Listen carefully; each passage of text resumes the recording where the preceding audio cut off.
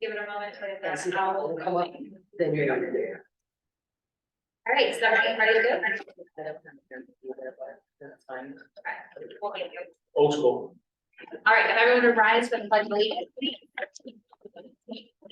I pledge allegiance to the flag of the United States of America and to the republic for which it stands, one nation, under God, indivisible, with liberty and justice for all. Thank you, everyone. Good evening. Our first order of business is to hold a public hearing for our general assistance ordinance annual updates. This is a very sort of boilerplate administrative update that we do every year around this time of year. So the state has published updated appendices for our general assistance ordinance. Again, this is a housekeeping item, something that we're required to adopt each year. And I'll just run through what the changes are, and then I'll open it up for any questions. So for Appendix A, the overall maximums for income have increased to approximately 7%. For Appendix B, the food maximums have increased to approximately 3.5%. Appendix C, the housing maximums have increased to approximately 7%. Appendix D, utility maximums have stayed the same. Appendix E, heating fuel maximums have remained the same, which is figured by gallons, not a dollar amount. Appendix F, personal care supplies have remained the same. Appendix G, the mileage rate, state of Maine travel expense reimbursement rate is set by the Office of the State Comptroller, is now 0.46 cents per mile, or sorry, 46 cents per mile. And Appendix H, burials and cremations have stayed the same. And lastly, the 2022 to 2023 general assistance housing maximums for recovery residences have increased to approximately 7.5%. The recommendation from our staff is to adopt these, we will take up later on, but wanted to open it up to our staff, Tim and Jen. Anything I missed on this? Okay. Does anyone have any questions or comments from the public? Okey-doke. Counselors? Anything? Okay. All right, for the general assistance ordinance updates, we will go ahead and close the public hearing at 6:32 p.m. And our next order of business is a public hearing for the assessor's lot merger policy. Because it is 6:32 and not yet 6:35, Barbara, should we wait? Technically, yes. All right, we'll wait a couple minutes, huh?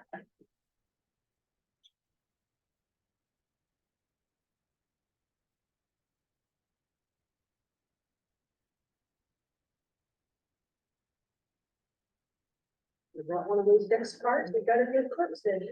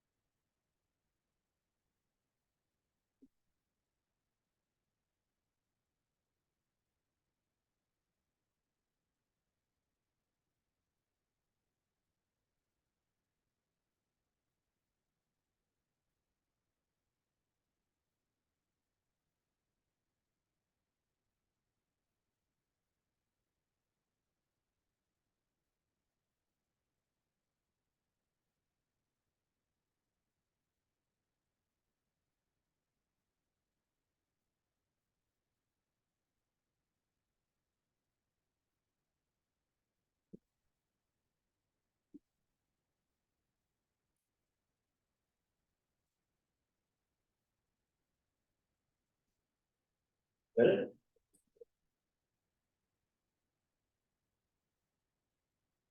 Okay, can you do anything like that? So I guess we can't really any friendly motions.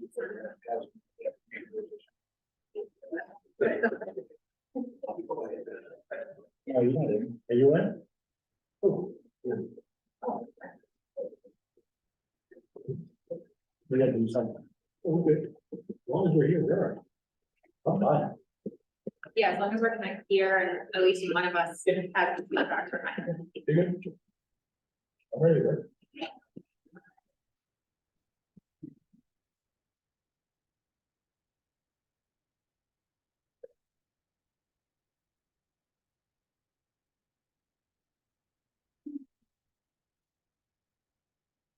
35.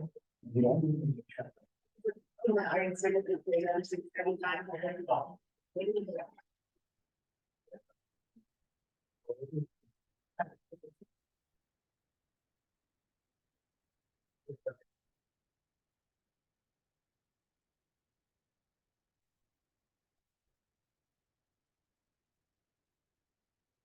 Thirty-five. So we can go ahead and open the public hearing, the second public hearing that we have for this evening, regarding the assessor's lot merger policy. We have a memo in our supporting docs from our planning board chair, as well as from our assessing agent on this. And I believe Tim is prepared to explain this a little bit for us. Madam Chair, members of the council. This is in reference to a lawsuit that resulted out of the town of Scarborough, where a citizen sued the town of Scarborough, Bowling versus the town of Scarborough, in 2020. And the case was remanded to the state Supreme Court, where they found the town of Scarborough was discriminatory in their taxing practices because they were giving lot mergers to taxpayers based on the conclusion that they were doing it based on discriminatory practices for cheaper taxes. And the state Supreme Court ruled that you can't do that. Our policy states that.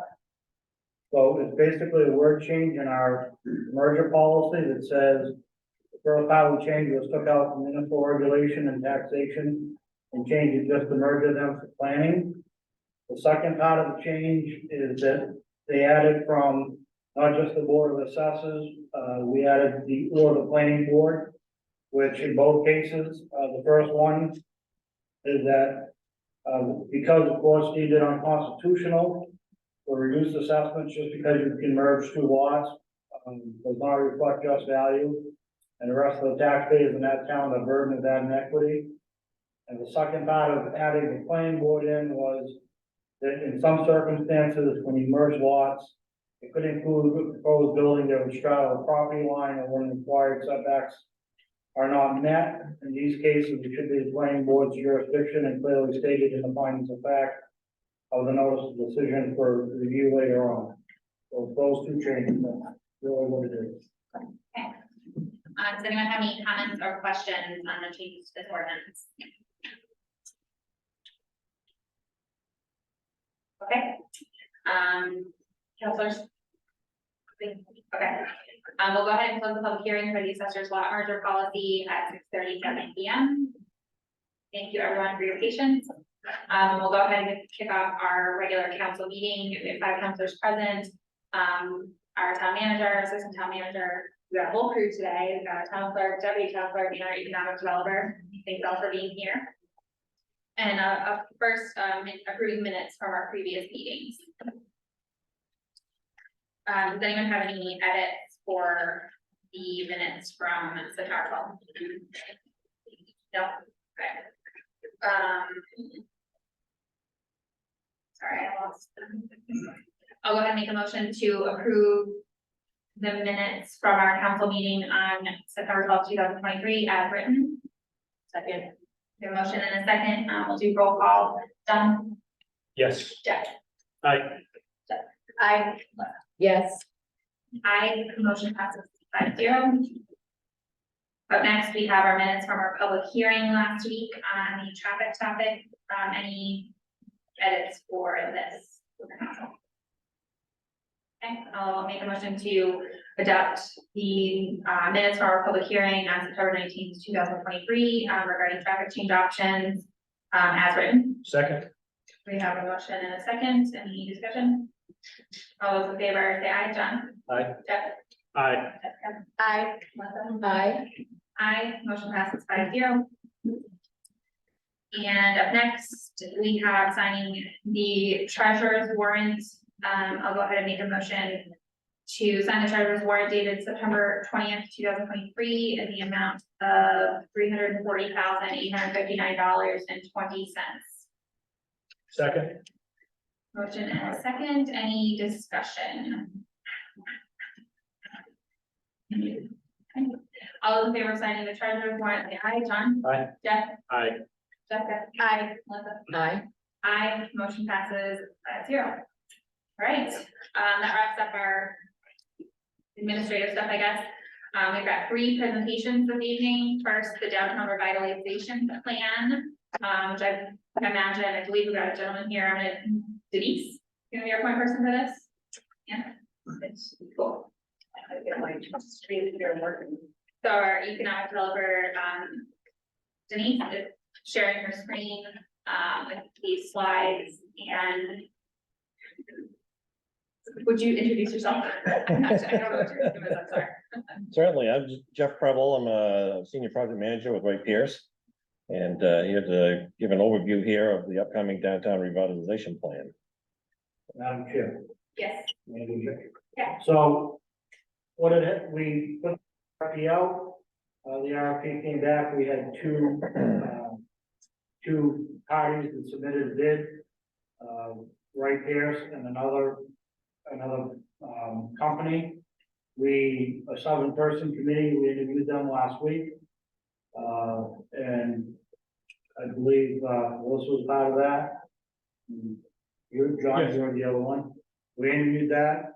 The committee, chose by a 6-to-1 recommendation for Wright Pierce. So we've asked them to come tonight and present their presentation. This proposal. great. Thank you for coming. Okay, very good. So I got a brief overview here of what we want to chat about here tonight. So I'll give you a little bit of background on Wright Pierce and our history and stuff. Our experience with downtown planning efforts throughout the state. Also kind of talk about some of the key issues that we saw as we were putting our proposal together. That will have to be addressed as part of the downtown revitalization process. From there, we're going to talk a little bit about the process of how we go about this, how we try to engage the public. I think that's one of the key things as part of this revitalization plan is getting their involvement.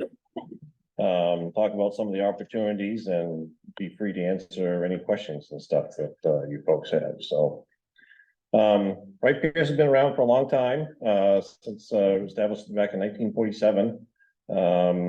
I've been with the company here about 22 years or so.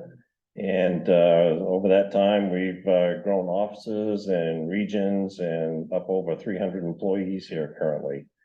One of our wastewater guys that worked in Maine primarily and did some other stuff down in southern New England, getting remarried and establishing an office down in Florida. And since then, we've got like 4 offices in Florida and also expanded up into South Carolina. So company continues to grow. We offer a wide variety of different services, mostly municipal focused, all the work that we try to do. So our downtown planning experience, we've got quite a bit, not only downtown revitalization plans, but a lot of other downtown related projects. And you can see from the map here, we got a lot of dots on the map here for the state of Maine, ranging from Kittery up to Madawaska. And then from Rangeley over to Eastport. So we've been pretty familiar with a few of our downtown revitalization plans that we've done for the town of Harrison and also in Rangeley. And a lot of those, we've kind of gone from the initial planning effort and into kind of an implementation phase on a lot of these things to, see some of these improvements and stuff take place afterwards. So this slide here is just some examples of some of the work that we've done around the state. In the top left-hand side is finished Front Street reconstruction there for the town of Harrison. And, it involves a lot of street work, sidewalk work, pedestrian related type stuff, pedestrian crossings of streams and rivers, that type of thing. And down on the lower right is a project that we did in Sanford.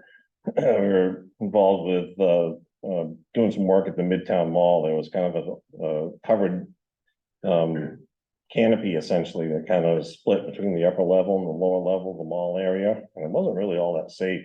It's kind of dark and dungy. And so we kind of, we demolished that area and kind of widened out, and you can see the end result there. Much more appeasing and safe feeling for sure. some of the key issues that we saw, we were looking at this and pulling our proposal together. Public input is obviously right there at the top. It's the town of South Berwick's, revitalization plan. We want to get, input from the town folks on what they want to see with their town. So it won't be a cookie cutter type setup, it's gonna be geared specifically to the town's needs. We want to try to set the town up for, opportunities for project funding, later in the, once you get into an implementation phase. So the report that we end up putting together is kind of geared towards, we submit that to the Maine Economic, Community Development Department, and they've got a set format that they'd like to follow. So we put the report kind of in that organization, and then be able to submit that to the state. They approve it, eligible for block grants and other public infrastructure funds and that sort of stuff. Kind of tagging along with that is taking advantage of some of the programs that MDOT has, their planning partnerships and their village partnerships, and you folks are pretty familiar with that, with some of the intersection improvements and stuff that are going on. It's definitely an opportunity, I think, to take advantage of the historic character of the town. And there's a lot of nice old houses and buildings and stuff around. Maybe to try to set up some type of historic walkway type setup or something along that line. So this is something that we want to definitely talk about. Pedestrian connectivity, looking at areas where sidewalks should be connected, where new sidewalks to get to certain destinations may want to be established. Look at ADA accessibility. The little photo that we've got there on the right-hand side kind of illustrates obstruction in your handicap landing. So those are some of the things that we may want to take a look at to make sure that those are up to current codes and such. So building facades is a big item, and Denise has already got that underway. So you're already a step ahead on that effort. We want to try to create a South Berwick brand. So when people come into the town, they kind of recognize that, they got nice street lights set up, all the benches are the same, all the trash receptacles are all similar, or that type of thing. All kind of geared toward creating a new vibrant downtown area. So the process we like to follow is we've typically worked with like a downtown advisory committee. And, that usually contains or made up of, a few people from the public, maybe a counselor or two, town staff, that sort of thing, to kind of help and promote the process of the plan and work with them to kind of figure out what the, who the key stakeholders in town are, who the folks that we need to make sure we talk to as part of this effort. Look at what those folks feel, what the strengths and weaknesses are, and that sort of thing. Then from there, we've got kind of a series of public workshops that we'll work through. I think we've outlined probably about 3 of them. And from that, we'll start talking about the various different pieces that go into the report.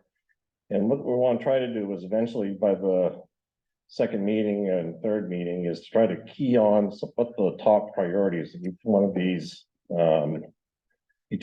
subjects, needs to be.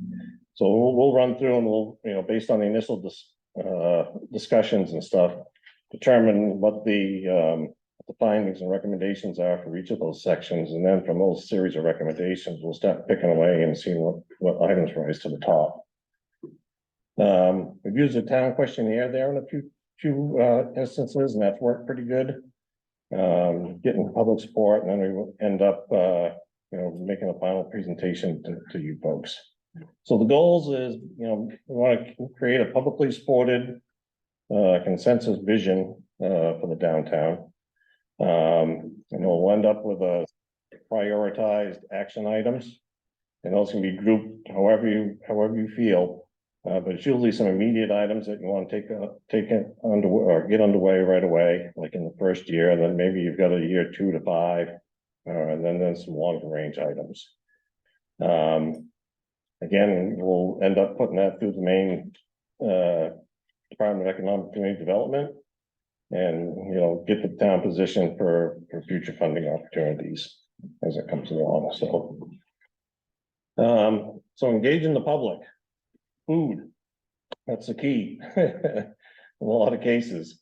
We typically put like a little flyer together. And this can be doctored up however you feel. But that it can be put up on the town website to announce some of the public workshops. It can be put out in some of the stores for folks to take a look at. Put up on the town Facebook page, all those types of things. You know, try to work with the area businesses, and if there's local Lions Club, Rotary Club, Lions Clubs, any of those, you know, work with those folks to try to promote and get people to come to these meetings. The more people that we can get, the better, you know, to get lots of feedback. So we did, as we were taking a look around town, you know, there's some opportunities we feel, for sure. If you take a look at Powder House Hill, you know, there's, you know, potentially some more recreational opportunities that could be established there. The little park there by the Counting House Museum, that could use some sprucing up potentially. And also the little parking lot in back of the main downtown block building area, you know, to try to revitalize that account. When I first looked at it, we did a project in Gardner several years ago in back of the arcade lot. I don't know if some of the folks are familiar with that, but that's right along there, Water Street, and a lot of businesses similar to this with the upper stories and stuff. And we ended up revamping their parking lot and doing a lot with the overhead wires and stuff that were kind of sagging and pulling the poles in, and some of that type of thing. So I think there's a lot of different opportunities, and I certainly look forward to working with you folks on this, and be happy to address any questions or comments that you may have. Yeah, go ahead. Jeff, when we interviewed, there was a team of people, it wasn't just you. I understand, I think you were gonna be the lead on the project, or the director of the project, but who else is on the team, and what parts will they play? Yeah, we'll have several people involved with the project. Kelly Maggio is our landscape architect, and she's helped out on a couple of the downtown planning efforts. She's located over in our Bedford, New Hampshire office. We've also got one of our project engineers will be helping out, Jake Shackman, and he's located in our Portsmouth office. We've actually got folks that live right across the river here that be able to help us out from time to time as well. The vice president of our group is Ryan Wingard, and of course, if we have any issues or anything like that, we can always bring him in and talk through. So we got the full support of our civil group and team here at Wright Pierce. So you're not the only one working on the project, there'll be different people, components, or if you were to go on vacation or something happened, you'll have somebody covering for you, correct? Absolutely. Okay, Yeah. keep it moving forward. Yeah, I should mention that we are currently working with the sewer district and the water district here in town, so we'll be able to coordinate, you know, if there's certain aspects of projects that may come up that affect utilities within the area, we'll be able to easily coordinate with those folks here as we move through. I'm curious, I know it sounds like you're aware of kind of some of the work that might be coming our way in regards to traffic downtown, and then we've also been working on a comprehensive plan. It feels like all these things are kind of like related, but not exactly the same. So I'm just curious, like, what is your take on kind of how we would move forward with this work in conjunction with those other projects? Right, yeah, there's a lot of good stuff. I mean, you've had the economic plan that's been pulled together by Camoin Associates, you're working on the comprehensive plan. The intersection improvements and stuff, you know, so I see the downtown plan is gonna pull all that stuff together into a kind of a comprehensive document, more or less, to look at some of those opportunities. With the intersection improvements and stuff like that, that's gonna be happening. You're gonna end up taking away some parking along Main Street. So, you know, looking at off-street parking is gonna be probably a key consideration as you kind of running through this process and seeing where some of those spaces could be made up, you know, if needed. Anyone else have any other questions? I just want to touch on one that one of our business owners had brought up during the interview process, is including the high school, which you had spoke to also. You've done that in the past. We did it in our hiring process for the police chief and for the fire chief. We included seniors from the high school because they have a buy-in in the community also being from here, so. I know in any committee that we discussed bringing in some people from the high school to sit in on these committees, so it's not just us old folks in town, but business owners, we also have some of the new blood that's gonna help out, so. That'll be a big piece, I just wanna make sure we did mention that. Right, yeah. No, that's a great idea to bring the youth in, and if there's a local key club or something along that line there as part of the high school, get those folks involved. Definitely be a bonus to the whole process. Thank you. Yes. I would just also like to say another deciding factor, with going with Wright Pierce was the fact that they do not utilize subcontractors, in their efforts of their planning and stages. And Jeff, I was wondering if you could just reassure the community that the architecture, the engineering, the planning is all in-house and you would not be looking for outside, opinions or information, in this process. Right, yeah. Yeah, I mean, we're a full service engineering firm, so we get we've got landscape architects, we have a full building services group. So if there's an architect, type related project, we can bring our architects in, we've got mechanical and electrical engineers and structural folks and the whole work, so. Yeah, one-stop shopping, so to say, so to speak. Any other questions from anybody? No? Okay. Thank you so much for coming this evening. We really appreciate it. And I think we'll be taking official action on this later on this evening, right? Yeah. Okay, thank you very much. Thank you. Really appreciate your time. Yes, thank you.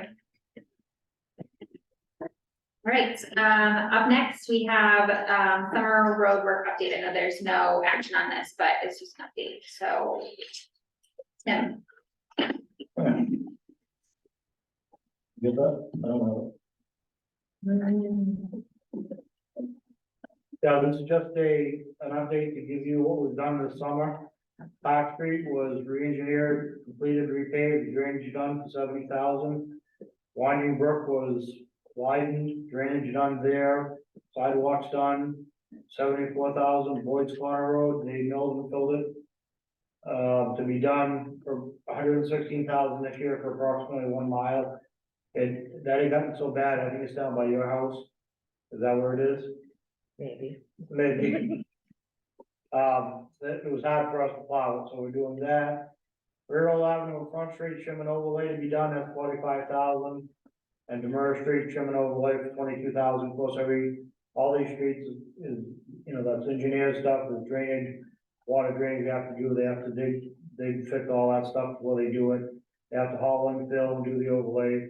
Like on Park Street, they found that it was full clay, it was just 12 inches of pure clay. They had to dig all that out, dig down even further, make a base, put all that base in, and then put the drainage in, so, this just to inform you and the public of what completed work Public Works did this summer. They're now finishing all this stuff up and getting ready for winter operations, but they were successful, had a good year, did a lot of work. Great, thank you for the update, and this is all kind of part of our normal road maintenance plan and funding and stuff, right? Correct. Yep. Great. Any questions, Oh, or comments from the council? Okay. Up next, reports and presentations, town, I'm not excited about this one, town hall water damage. Yeah. So I happened to be walking around town office the other day after the rain. And I noticed that the sheetrock down by the entrance door was crumbling, and I was like, what's going on there? And I started looking, I poked it with my pen and it fell apart. Those are the pictures you see on the back, kind of the back page. I started walking around and see if, I said, well, that's wet. We're getting water inside the entranceway. And then I started to walk around, thought I had better check some of the other places, and I found tiles out front here on the second floor of the entranceway. Those are wet. That subsequently led into the code office is wet. There's a new spot in the code office. And there's just other spots, and including this one up here, which is now starting to, it's an old spot, but it's got mold in it now. And it keeps getting wet, so that, was identified the other day when we had the air quality person walked through, he picked that right out and he said, the problem isn't what you see there, the problem is what's behind it. And he said, just to keep replacing that tile isn't gonna be the fix of that, you gotta figure that out. So I just wanted, there's nothing to do at this point, other than we're gonna try to, you know, with civil consultants doing the work on the outside, I think a lot of this stuff could be remedied temporarily by fixing some of the plaster work on the outside, certainly the stuff in the front. I think this stuff is coming in with that awning, because it must be a leak here, it's running on the inside, coming into the brickwork and coming down. But because it's so rusted, it shows it's been happening for a while, so, but just stuff needs to be addressed. I just want to make you aware. Right, thank you, questions, from anybody? Add this to the town hall stuff. This is an ongoing thing. I mean, I think it is something that we have to kind of consider as we move forward with town hall stuff. We have a workshop for that next week. So I think it's yet another existing issue that we just need to make sure we're considering as we move forward with that item. It'd be added to the town hall page, just so that people are kept in the loop. Like the pictures, yeah, I think that's probably a good idea. And, just another note with the Firefly Media Tour thing, if there's opportunity to tag some of those things in that video, you're probably already on top of that, but. All right, any other questions, Ron? Okay. All right, we are now at public comment. Is there anyone here that would like to speak on something that's not on the agenda later on? Or anyone on Zoom? Okay. All right, we'll move on to unfinished business. Item number 1, action on appointments to the planning board. So to just kind of summarize the situation, we have one alternate member on the planning board who has requested to be promoted from alternate to permanent member. And then we also have another application for like a new member to the planning board. We conducted interviews for both of these candidates. For the alternate, we conducted an interview a while ago when we initially appointed him. His name is Aaron. And then we conducted an interview for Betsy Ware a couple of weeks ago. So I will go ahead and offer up a motion to promote Aaron, Aaron Rouse from alternate to permanent member on the planning board with a term, I don't have the term date. Either June of 24 or June of 26. We'll do June of 26 for Aaron. Second. Okay, we have a motion and a second. Any other discussion? All those in favor say aye. John? Aye. Jeff? Aye. Jessica? Aye. I, Aye. Motion passes 5-0. So that takes care of Aaron. And then in regards to Betsy Ware, I'll make a motion to appoint Betsy Ware to the planning board as a full member with a term ending June 2024. There's a motion. Second. We have a motion and a second. All those in favor say aye. John? Nope. Jeff? No. Jessica? Nay. Melissa? nay, Nay. Motion does not pass 0 to 5. All right. Up next, we have action on downtown traffic changes. I know this is a big topic. I want to kind of lay out what I wanted, kind of how I want things to go this evening. We've heard from a lot of people over the past week or so since we held the public hearing. I have some comments that I'm going to read verbatim that have been pulled together from all of us and from staff to just address some of the concerns that have been brought up over the past week or so. And then I want to give the public an opportunity, if there's anything you'd like to ask, react to, or whatever to that. Then we'll move to the counselors, kind of each expressing their individual opinions, and then we'll move to a vote. Just to lay the groundwork out. So first I'll go ahead and read these comments. So again, this is kind of from all of us. So we received comments from a total of 69 residents between both emails and our public hearing. All of those comments have been distributed to each counselor, and they will be consolidated and posted to the traffic page on our website. I believe that will probably happen sometime in the morning. I sent the final file over to staff this afternoon. Among those comments, 81% were in favor of moving forward with stoplights as recommended by Sebago Technics, and 19% were not in favor. Among the residents who were in favor of stoplights, many mentioned that they prefer to first start with temporary lights so that we can test and ensure the stoplights will not add congestion downtown before we spend the money on permanent lights. Because we received a decent number of comments suggesting these temporary lights, we'd like to address these concerns. The council and staff have gathered some additional information from both MDOT and Sebago Technics on the concept of temporary traffic lights. So first from MDOT. Traffic engineers and state departments of transportation now use software programs to simulate vehicle and pedestrian traffic scenarios using both current and projected vehicle and pedestrian data. This is the standard to use this software to accomplish temporary traffic signal pilots for less time and money than if we were to install temporary traffic lights. And this is exactly what our consultant Sebago Technics did. They completed a full simulation simulating 2 traffic lights and having them talk to each other. And to that point, if we were to install temporary lights, they would not talk to each other and they would not be in sync. But this was the case with the simulation that was completed by Sebago Technics. Temporary lights also would not allow us to address the pedestrian and safety issues and allow for the creation of better lines of sight for pedestrians. Temporary lights would add significant cost to the project and are unnecessary, as the data would be gathered would be far less and less accurate than the simulation completed by Sebago Technics. For those concerned about the cost of this project regarding temporary lights and simulation, we have already paid for this simulation effort that has already been completed by Sebago Technics.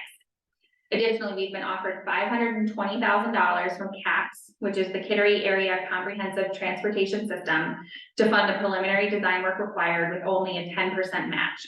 That means that South Berwick is responsible for only $52,000 for the preliminary design phase, all of which can be funded from our Punkintown TIF district funds, which is exactly what those funds can and should be used for. This will have no impact to taxpayers.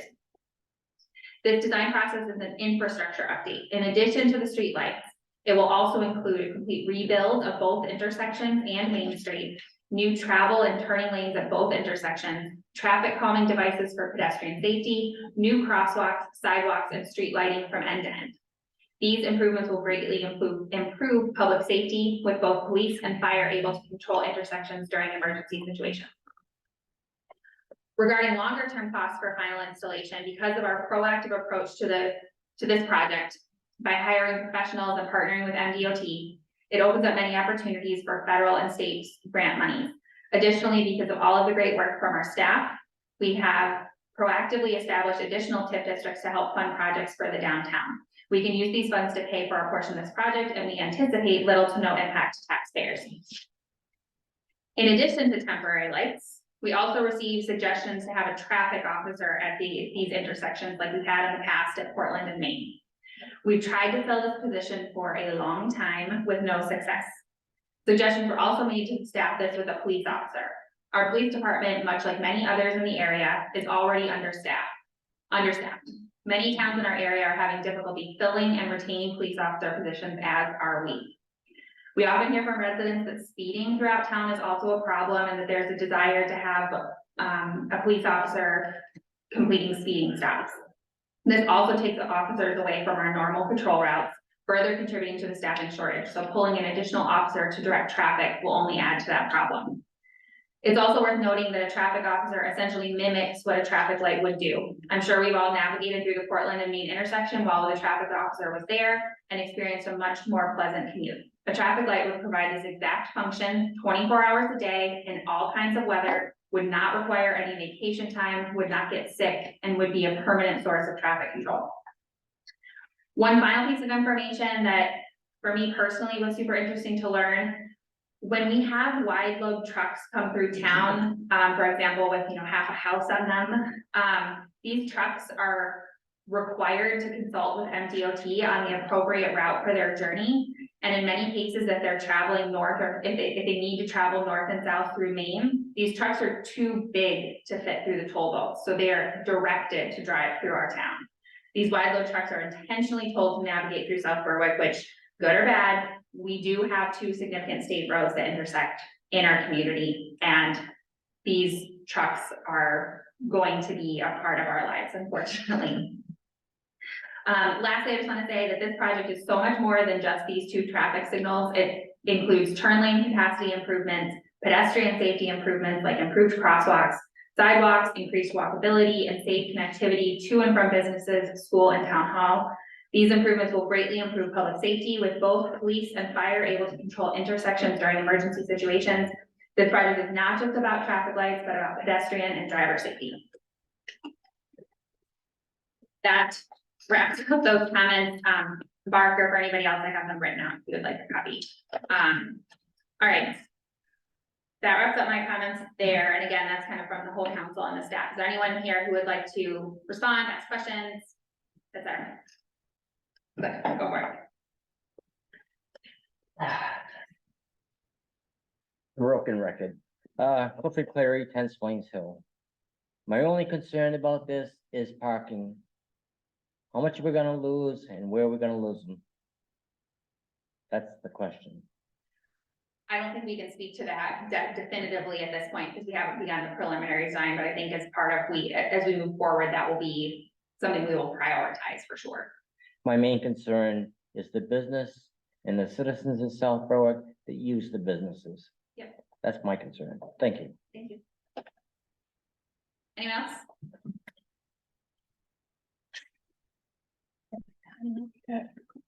What? But I have my timer, I'll be good. Okay. Okay. Thank you, Madam Chair, members of the council and town staff. I'm Representative Tiffany Roberts, and I represent majority of North and South Berwick. I want to come before you, and I was hesitant at first to weigh in a local issue, but commend the council on their work. The last 5 years at the State House, I have become much more familiar with MDOT than I ever thought I had. Typically, the process with a legislator is if a constituent request or concern comes to us, we send it to our aide, they send it to the liaison and determine if it rises to the point of a conversation. I'm on a first name basis with our MDOT liaison at this point. The emails that have been sent, all the traffic concerns and everything else over the last 5 years has been sent to them. They have been more than helpful, more than accommodating. So I'm here before you tonight twofold. One, the council decides to move forward with this plan, which I understand is a huge undertaking. An undertaking I was told the town qualified for a decade before I came into office.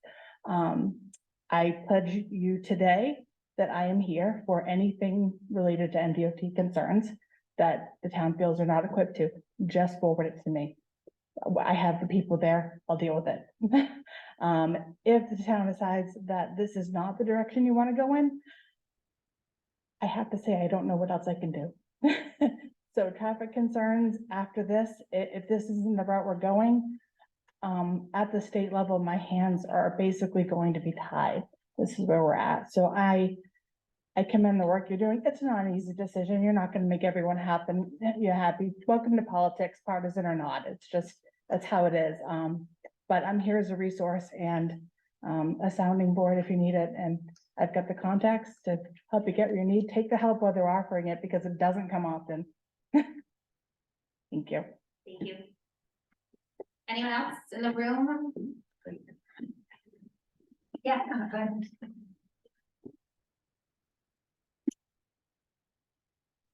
Hi, Dave Bradley, Henry's Bridge Road. I did a little survey on my own of the bulletin, and it was pretty much 50-50, lights or no lights. And there was one that really stood out to me, and was kind of leaning towards leave things the way they are. But after I read this comment, it changed my mind. One woman wrote, and I was gonna read it off my phone, but I can't find it. But she wrote about how the downtown with the near misses or near hits, horns beeping, tires screeching. And in more than one occasion, I've seen not only people having honking their horns, but also cursing and giving the one finger salute. And trying to turn left on Main Street to go north on Portland is an adventure, to say the least. And I feel that this woman was spot on about, I've been in the chiropractor and I've been in the pizza place and I've heard and seen this. I mean, it's not just going from what she's saying. I've been sitting there in the chiropractor and I heard the screeching tires and the horn beeping and all that. And I just, this woman was spot on. And I feel that, lights will bring a little civility back to downtown. I guess that's about it. There is no one solution to fix all of the downtown traffic issues. Lights with cameras could be a start. Thank you. Any other takers in the room? Okay, anyone on Zoom that would like to say anything?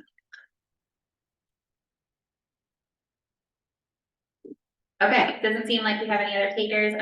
I'd love to just have each of the counselors kind of say their piece. Anyone want to go first? Go for it. Thank you, everybody, for sending in your comments. There were lots of comments about feelings, which I completely understand. But I was really looking for a lot of quantifiable points. We had a number of teachers and staff with MSAD 35 acknowledge traffic issues, but did not know if lights would solve them. So we are lucky to have hired traffic consultants, Sebago Technics, who specialize in understanding patterns in traffic flow. And so I just want you, I'm pointing out the teachers because we also have to keep in mind kids, students, wanting to send your kids downtown, gaining some independence and getting them to there. I'm going to pull a quote from one of the letters we received. We don't know until we try. And I hope that a temporary solution will both satisfy both hesitant and non-hesitant residents and get the ball rolling for a final decision in the near future.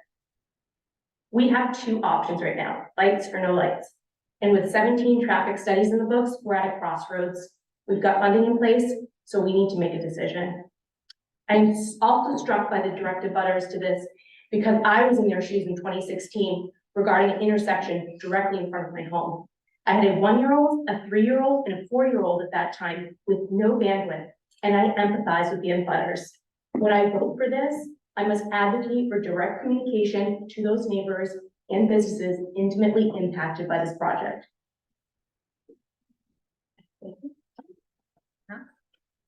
I'll go next. I always love to go next. Very well said. So if you'll indulge me for a minute, I want to go on the Wayback Machine. Please, I'm gonna channel my Jack for a moment. go for it. Sorry, Barbara. So if we go into the way back to when I first got my driver's license, back in the early 80s, we'll leave it at that. 236 was 55, one end to the other, no traffic lights, absolutely nothing. The high school at Marshwood, we pulled out at our own risk every day coming out of high school after practice because shipyard traffic was zipping by at 55 or more. Since that point, Elliott, I think at that time had 2,800 residents. South Berwick had around 3,500. Then we built Agamaticus. Everybody around us has started building up. South Berwick is now a town of 8,000 people. Elliott's, I think, somewhere around 5. Lebanon used to be the place to go because it was inexpensive and you could build there. Well, they're plussing right up with us. Every community around us has built up and they all drive through our town. So this is definitely not an easy issue. I've sat here for 9 years now. And just about every other month, traffic comes before us for the past 9 years. And we've had studies upon studies, as I didn't realize we had, 17. But that's quite a lot of money that we've spent on studies to tell us what we already know. It is a divisive issue in our town. It's also in my house. Because the two women I live with don't always agree with my opinion on traffic and what should be done in town. My wife grew up in town. She definitely does not want lights in town. However, that being said, sitting up here, we have to take the greater good of everybody involved, and we have to take the information we're given from the emails. I was incredibly impressed with the amount of emails we had. I tried to garner more support today by calling people out on certain media, trying to get them to come here, because if they can comment there, they can sure as well send us an email. But I think action needs to be taken. The state has told us pretty much, make a decision or you're done. I understand their frustration. They've been to the well with us a couple times on this downtown project and we've left them hanging. So again, I have friends that reached out to me that, like Jessica said, I have personal friends that live right on the other side of the 236 intersection that they're gonna be devastated with the traffic light there because it's gonna make their life harder to get out of their driveway. That being said, they might not end up with a car upside down in front of their house like they did a few months ago because someone went whipping through that intersection and their car was almost on their lawn. So I think there's pros and cons to this. Like I said, I'm down the middle with the personal side of the house, but the business side for me as a counselor, I think we're gonna have to go with lights. I think it's the way to go, and there's my 2 cents, ma'am. Thank you. Thank you. Anyone make that? I think just, Turn your mic on, yeah, well, or you want, right? first, just wanna, say thanks for the public, outreach. It's helpful to be able to hear, the support and the experiences of people in town. I know what my experience is. I don't live right downtown in the affected area, but it's good to hear from a lot of those people as well as people traveling through for school and whatnot. So, I appreciate that. I think at the end of the day, all that has been running through my head, when I listened to the public hearing last week, I was over in California, literally listening in my rental car, driving through 8 lanes of traffic, and so a lot of cars, I'm trying to, as a Mainer, with my knowledge of traffic, to be over there driving there was interesting, especially considering I'm listening to the public hearing. But it also kind of rang true to me that there's experts that have kind of done this stuff, and that's where I am resting, is that we have, as a council, I believe we've brought in the experts to give us the knowledge so that we can try and guide the town in the best way forward for the future. That's where my head is at. Again, when I ran the first time, first thing was traffic. When we go to certain meetings, people will come from outside and be like, so what is the number one thing in your town? And we all go, well, I wonder what's gonna be said. And we all know it's traffic.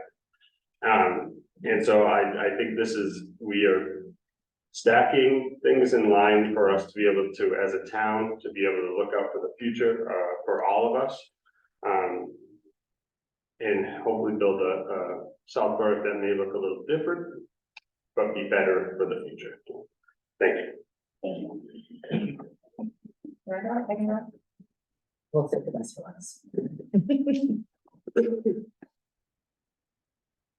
In contemplating my decision, regarding traffic lights, there was 5 factors that I weighed in on. 1 was emergency services recommendations, 2, traffic study results, 3, opinions of South Berwick residents, 4, statements from the Maine Department of Transportation, and 5, my co-counselor comments. Emergency service recommendations, both our police departments and our fire departments are in favor of supporting traffic lights in our town, not only for traffic flow, but for safety reasons as well. 2, DOT is undoubtedly in support of this project. They have offered generous funding, fast tracking the project, bypassing expensive conceptual designs. And this seems to be an offer that no town would refuse. But are they dangling a carrot? They also made the statement regarding do something or don't ever ask for funding again. With all due respect to the DOT, because I know that their jobs are tough, but to myself and to several constituents, this statement was a little off-putting and almost came off as a threat. And I'm only making this statement because it comes into play later with the responses from what residents have said. 3, the traffic study. Results were outstanding and thorough, and they certainly concluded that a roundabout is not feasible. We all know that we need to do something, but I'm still wrangling with the idea that lights might be more of an experiment than a solution. I think of the town of North Berwick, and they have one stoplight in town. And when Pratt and Whitney traffic gets out, and now, mind you, this is only from about 6:30 to 7:30, and then again between 3:30 and 4:30. When Pratt and Whitney traffic gets out, there is a gridlock of people trying to get out of the side streets. It is impossible to come off of where Kennybunk Savings Bank is to turn left onto that street, or if you're at Dunkin' Donuts. My same concern lingers about downtown South Berwick. Is there a possibility that no matter how wonderfully we can set up these lights in coordination, is there a possibility that people trying to come out of the town hall, out of Academy Street, out of Dunkin' Donuts, out of Central School, might there be an impossibility? Also, we have to keep in mind, this is not 2 lights in town. We're gonna have 3 lights in town. That raises a concern of people using alternate routes, creating worse traffic for side streets as well as backcountry roads. With the stoplight that's going on at 91 and 236, people might start in Elliott taking back roads to Mill Lane, to Belmarsh, to Emery's Bridge, to Boyd's Corner. When they get to the stoplight at 91, they may think, I don't want to go through 2 more sets of lights, so I'm going to cut through Old Mill. Or I'm going to cut through, somewhere else. And so there's just still some, I guess there's just some lingering questions with the traffic study of, yes, the information was great, but was it fully conclusive to a solution? Residents, I swear I'm almost done. Residents' opinions. Survey says 80% yes. But what the survey didn't show is the vote of yes with hesitation. And this goes back to the fact of DOT making the statement of, if you don't do something now, don't ever ask for funding again. In so many words, that's just, it's not an exact quote. There are some constituents who made their decision based on the fact of, if we don't vote yes, we will never see funding again. And that scared them because there's still too many questions that are unanswered. Co-counselors, your opinions. I'm very disappointed that I'm just hearing them tonight. I am a person that needs time to process. So I hear what you're saying, but I need to process what you're saying. Several of us talked to people over the weekend or within the past week. I want to hear more of the stories that you heard.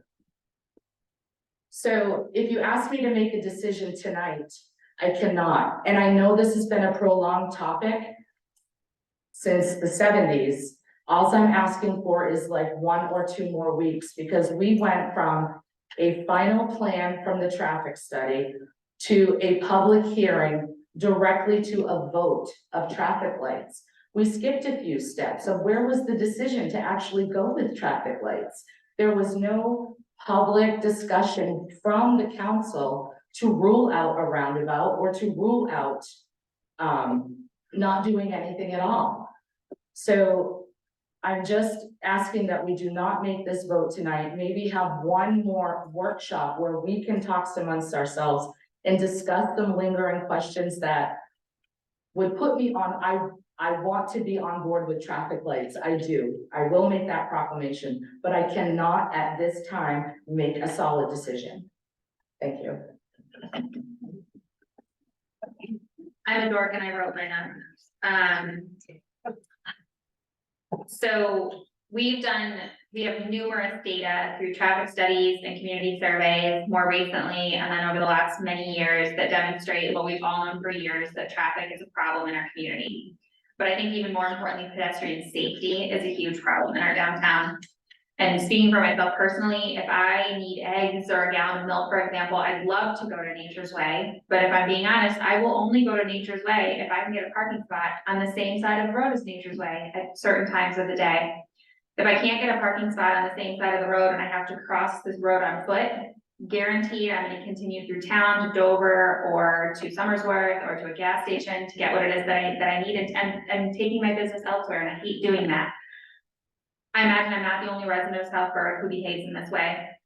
We're doing great things in this town right now, particularly around revitalizing our downtown. We talked about that already this evening. And I truly view that addressing this traffic and pedestrian safety issue downtown will act as a catalyst for those efforts. To me, a town with a small town feel is one where people feel comfortable walking around the downtown, browsing shops, getting what they need. I do not, and I've heard from many residents who also do not feel comfortable doing that. Which begs the question, do we actually have that small town feel that we all claim that we have? I don't think that we do. Or rather, I think that we can find more of it by moving forward with this project. Imagine what our downtown could be like if there were dedicated periods of time for people to cross the street safely and comfortably. I see that only as a good thing. Yes, this would be a massive change for our community. For many, it would be a welcome change. For some, it definitely would not be welcomed. But for the safety and vitality of our community, I believe it's a necessary change. Thank you. Any other discussion that anyone wants to have?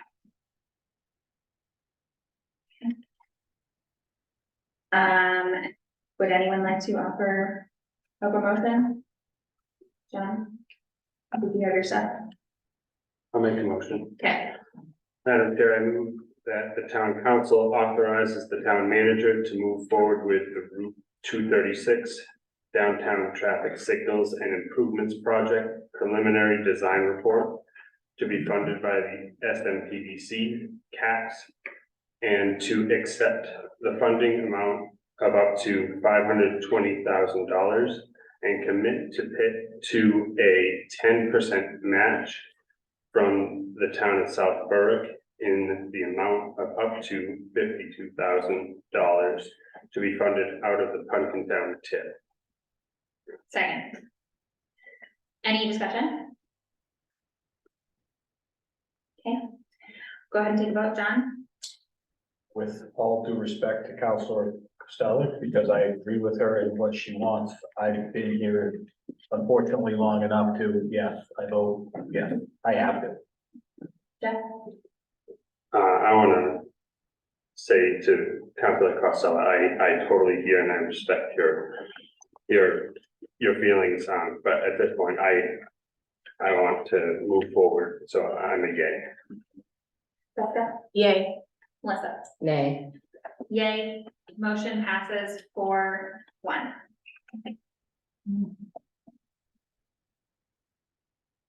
Thank you everyone for your patience. I know this was a big topic, kind of handled it a little bit differently than other items. But thank you all for coming, for your comments, for your emails, everything.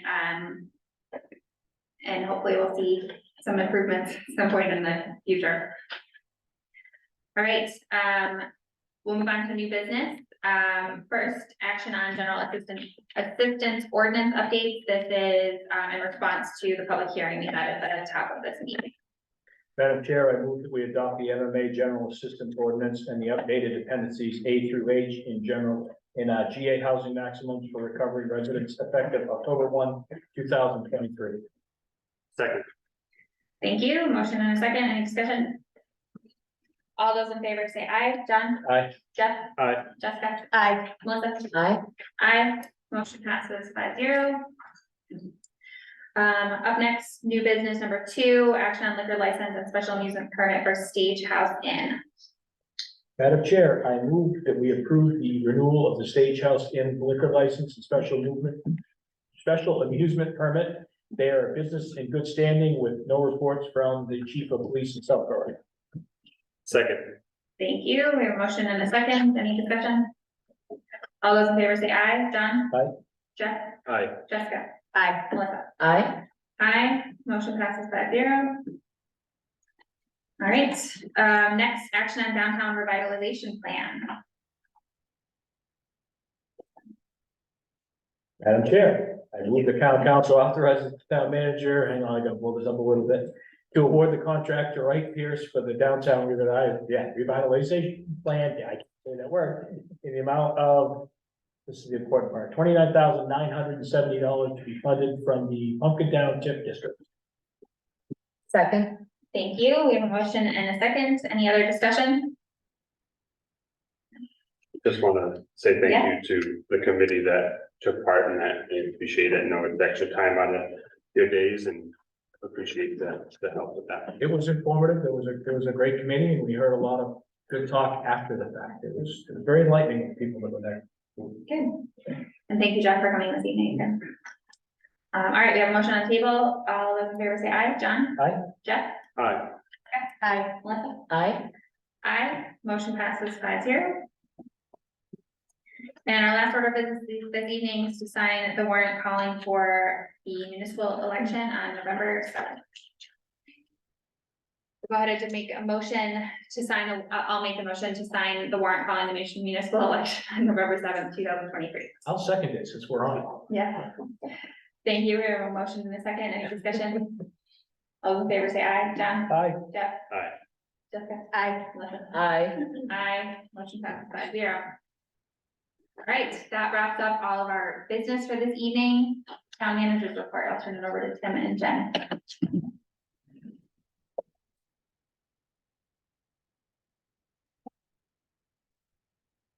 Madam Chair and councilors, from the highway department, the old salt shed has been torn down.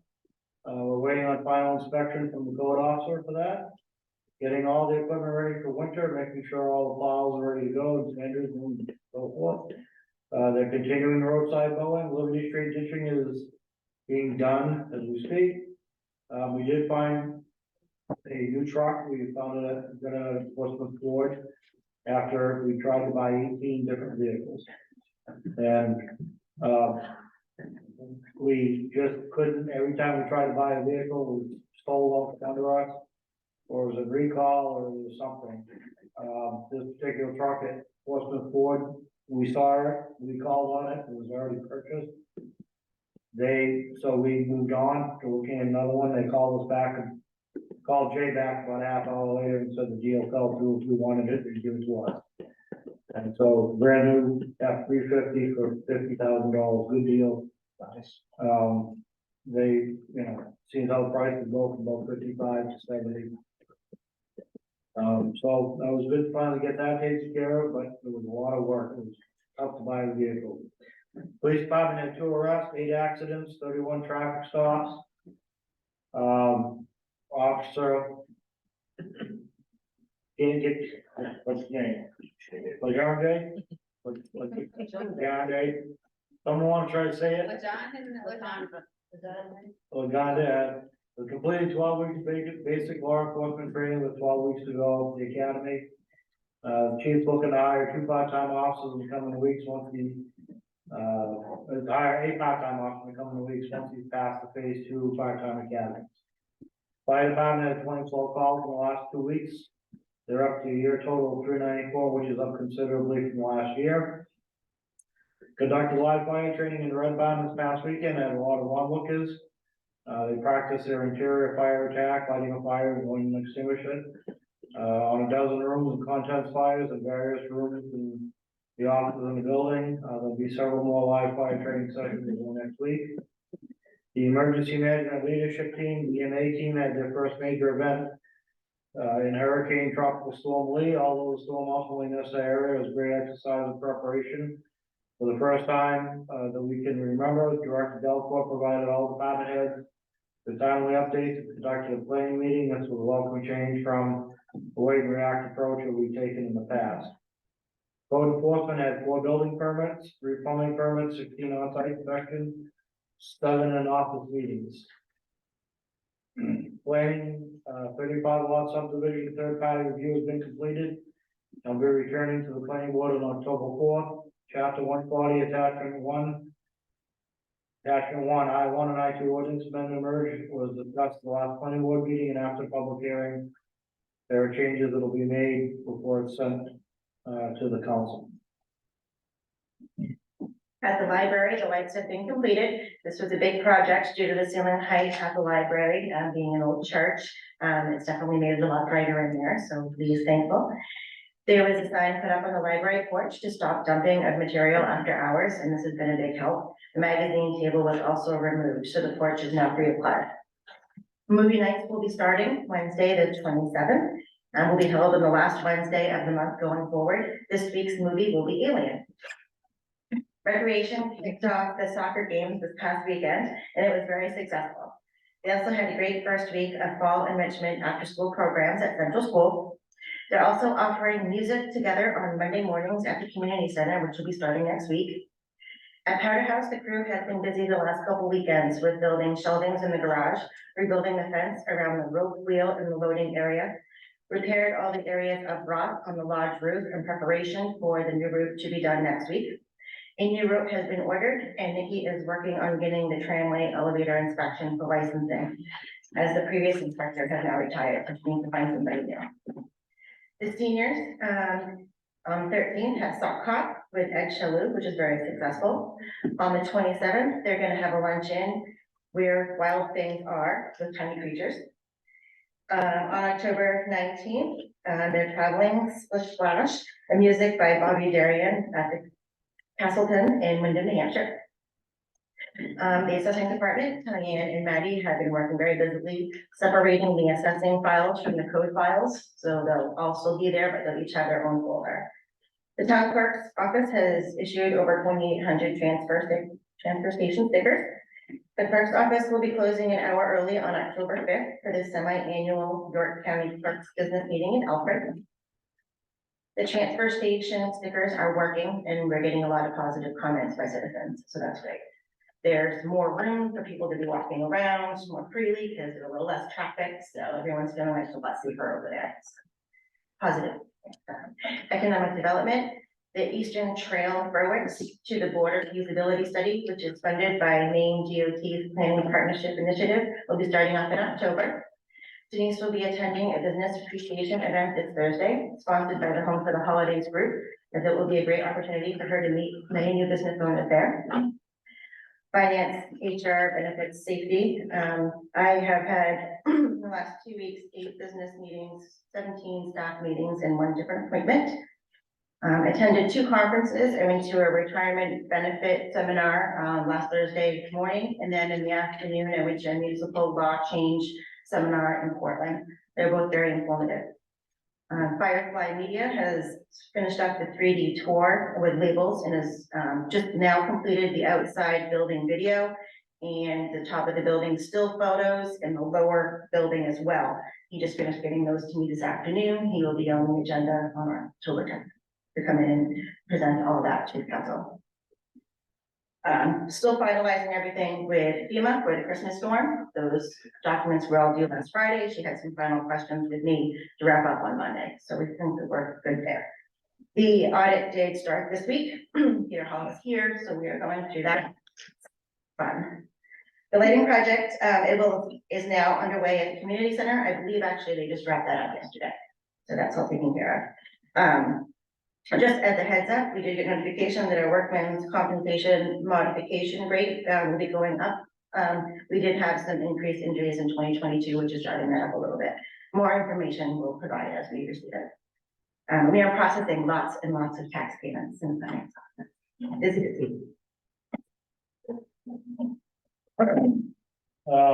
I didn't have any meetings, I had no staff interactions, and I had no appointments. I didn't talk to anyone. I've been sitting in my office, nobody talked to me, it's been good. 7 business meetings, 27 staff meetings, and 3 appointments, website, Google Analytics. 3.6K users, the town hall project page has had 48 views, 26 users in the last days. They won't pass it down, and it's really didn't replace the analytics. We had the Zoom meeting with the school superintendent meeting last week, nothing to report. They basically gave us a report on number of students that they lock in at the end of October, that gets finally locked in. They have to wait because people transition in and out. We did the EMA hurricane meeting and planning for the hurricane. I met with the South Berwick reporter, they did a profile article. More on what we're doing for the town of South Berwick, not so much on me, but that's what it was. The Mary Street chimney service completed the relining of the chimney on 9/22. They put 2 new chimney liners in. Did a test and certified that they are actually working and drawing the way they're supposed to. And then P. Gagnon, came in Monday and hitched up the furnaces are now on and running. I handled 2 personnel issues, 2 calls legal. A couple things, I wanna take a second, and so this is the municipal seminar material that Jen brought back. This is all the laws that have been changed in the last 2 years that are updated, that we have to apply. I'm just showing it on my side. So take one, I guess you put your names on. Those are all things we have to react to.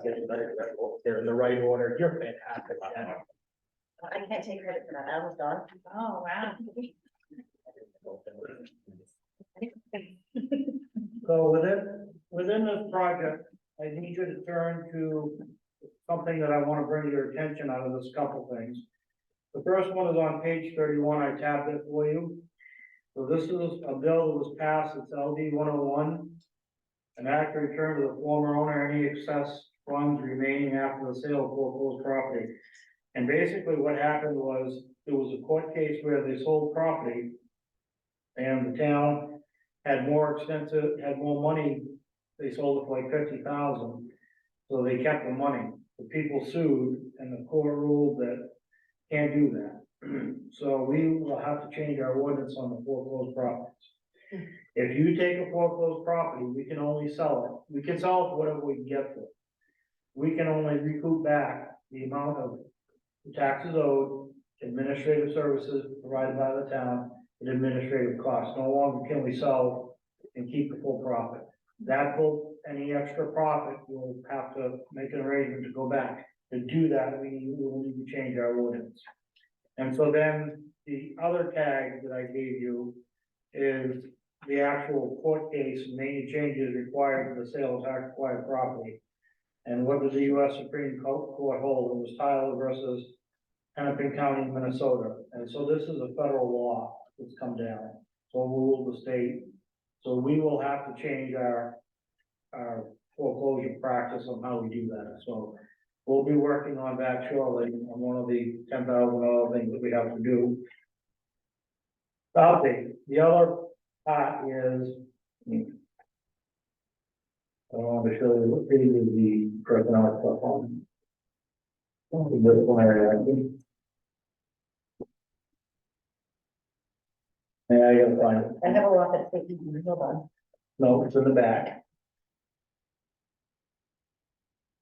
So if you turn to page 78, this was put on by, Jensen Beard, who's one of the prominent municipal attorneys. You'll see on page 78 that they gave us a disciplinary checklist. This is how disciplinary works in my world. So it's probably a little different in the private sector, I know it is, but here we have to have grounds for discipline. We have to have the documentation, and all A, B, C, D, E has to be followed. You have to attempt to do the mitigation process.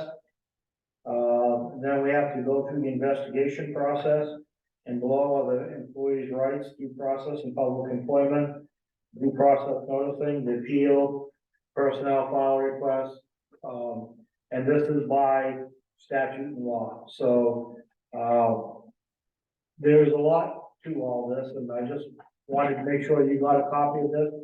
But me and Jen have started working, going through all this and picking out stuff that's gonna pertain to this, making a list for Phil Saucer and Matt Terrasavage so that we can eventually get it to them, and then start to make changes. This will probably be about the next 6 months worth of work for me on top of everything else that we've got going on. So I just wanted to make you aware of the changes that we are facing and some of the things, and what beyond LD 2003 updates and beyond land use and everything else, and the traffic light project and the downtown revitalization. Here are all the other laws that we have to go through and implement and see. So for those people who wonder what we do all day, but don't wonder, you really. Last but not least, I just want to give a shout out for a second to Denise, the economic developer, and Jen, working on the traffic project, whether you're in favor or you're not in favor. The purpose of the economic development group and what we're attempting to do not only downtown revitalization, the comp plan, tie all that together. But Denise went out and one of her first order of businesses was to help get funding for this. This by far relates to the fact that 520,000 Denise helped us go out and get. And she was on the phone with CAP, she was on the phone with SMPDC, and Jen working with her. They worked tirelessly to get this funding of 520,000. They pulled funding all the way down from 2026 to 2024. And the process that we're going through is kind of unheard of. It normally takes 3 to 4 years to get a lot of this stuff done. So I just want to make sure that I recognize the staff in public and to the council of how well the job Denise has done in less than 2 years here, getting us well over $600,000 in monies already. In doing that, never mind the amount of money that the omnibus TIF district is bringing in. So congratulations and kudos to Denise. Thank you for that. Thank you to Jen for working with her. It shows that what the concept of good teamwork and a good administration team can do. You tasked this with me when I first came here to help fix the traffic. And here we are, less than 24 months into my tenure, trying to give you a proposal to make it better here, along with the downtown revitalization, And our goal, my primary goal, and I said it when I got here, we have the beautiful villages to save it. Try to make sure that we keep this as our brand and make sure that that's there. And that doesn't happen without great staff that supports the ideas and the programs. And these two have really hit the ground running and done a great job. Jen, well, amongst all the other projects she had to do and working with Denise, and Denise just doing that. But I want to thank them, recognize them, and also I want to recognize our state representative Tiffany Robbins, because I know Tiffany's been beating some of the walls down up at Augusta, helping us with DOT stuff and certainly getting us noticed up there. Because remember, we're in a competition with 450 other towns in the state of Maine. And for us to get this funding is huge. So thank you for the council for supporting our ideas and projects and the town projects. For the citizens, for listening to what we say, and believing in the hard work the staff puts in.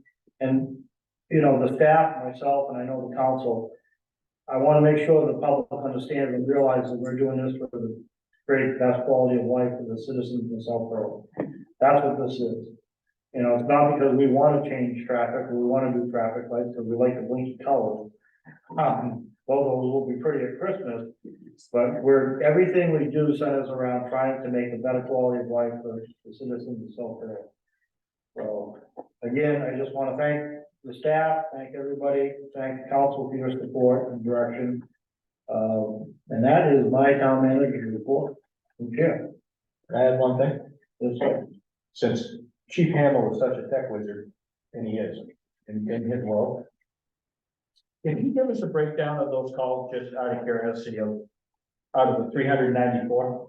How many are us and how many mutual aid? Yeah. I'm just curious to see how many towns, how many mutual aid. Yep.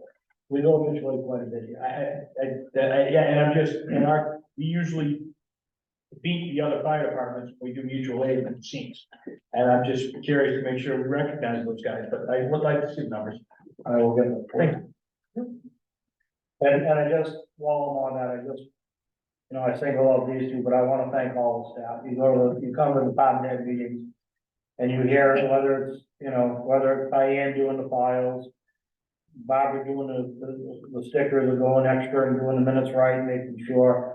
All the town staff here is really great. They're very dedicated. And we can't pay them for dedication. And I want to compliment all the staff, the highway crew, fire, transfer station, PD, the library, community center, people in town, I hope realize we have some great people working for us. And from the bottom of my heart, makes my job a lot easier. And they also, just so you know, keep all the sharp objects away from me so that I can't use them in any form. No, just kidding. But I do want to say thank you to all the staff. It makes us a great team to accomplish our goals. That's all. Thank you. Thank you very much. Want to echo those thanks to the entire staff, to Jen and me. All right, counselor comments, John, I've said enough to get me in trouble at home tonight, so I'm good, thank you. Deb. I just wanted to say, I attended the comprehensive plan meeting last night. Though the committee attendance has dwindled a little bit, there's a lot of good work going on there. Again, with Denise, the part of that, it's brings a lot of structure as well as Bacon from SMPDC.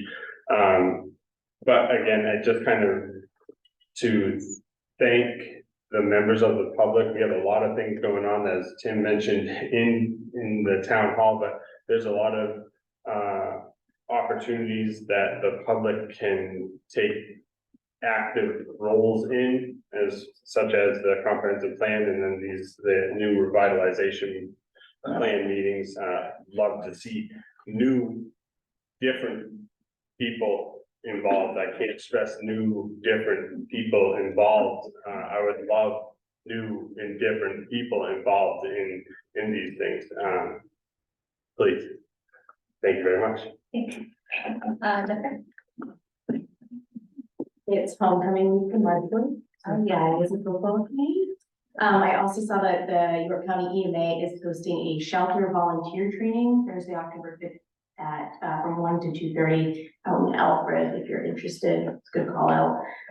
Also wanted to just reiterate the kind of the updates we've made to our public outreach as far as, 2023 is concerned. We pulled together a monthly newsletter that's available on the website. We also provide hard copies at different town locations, including the transfer station, library, town hall. We have a brand new squeaky new Facebook page. Make sure all of your friends are liked and followed. And we've also updated our website, and the traffic is chugging along. So thank you to all the staff for all of their work, and see definitely the extra efforts going on. I feel like we're definitely in a forward-thinking pattern, and I very much appreciate the effort. I have one comment with a reaction that I saw John James make when Jennifer said the movie Alien was being shown at the library. I don't think it was clarified that it's an adult movie, so the library is now gearing towards adult movie Is it nights. the original Alien? With Sigourney Weaver? Yes, I think so. Fantastic. Yeah, so if anybody, you're welcome. So if John missed that, I'm sure some other people might have missed that. I just wanted to clarify that. And then bouncing off a comment that Jessica just made about awareness and outreach to our community and keeping them informed what's going on. I actually attended the department head meeting on Monday, and in sitting in on the downtown revitalization RFP thing, both companies actually talked about doing surveys and opinions and blah, blah, blah, but we all know that can be very costly at times. So I asked if there was any way possible that on our town webpage, we could actually, although it's not interactive and comments are not allowed, it's just for viewing purposes, if we could somehow create short surveys of just yes or no answers, just to get a better guidance or gear, because I was completely thrilled with all of the responses of emails. What I wasn't thrilled with was getting them 24 hours before we had to make a vote, and try diligently to read through every single one of them. And I, in all honesty, I didn't get to a couple of them. And it was great because I was expecting simple emails of, yes, I support a traffic light. No, I do not, or somebody might have said a roundabout. So not that I don't enjoy hearing all of the wonderful stories and a little bit of background that we got in the emails. Sometimes just a quick yes or no survey might serve us better. So Brittany, who runs is in charge of our Facebook page, said that she would look into the possibility. Of course, there's things to work out of how do you know if somebody voted once or twice, you know, so it may not be possible, but I just wanted to throw it out there of if it could be a possibility. So I just wanted to aware the rest of the council that I'm inquired about that. Thank you. Mine's quick. I just want to say, because this evening we did have an affirmative vote in favor of moving forward with this traffic project, even this might be a little bit early, and you'll probably hear me say this a lot as we move forward, but we all know what it's like to be navigating through an area that's under construction. So I think we can all expect that as we move forward with this project, which the construction phase, I think, will be a ways out, but we all know that these things get worse before they get better. I think we can relate to that with 236 and 91. So I just ask for everyone to have patience as we move forward with this process and know that it's all for, as Kim has said, it's all for the interest of our constituents and making things better and safer down there. So just be patient, please. That's all I have. Madam Chair, I move we adjourn. Thank you. Second, all in favor, say aye. Aye. We are adjourned. Thank you, everyone. Let's try that at my house tonight. Yeah.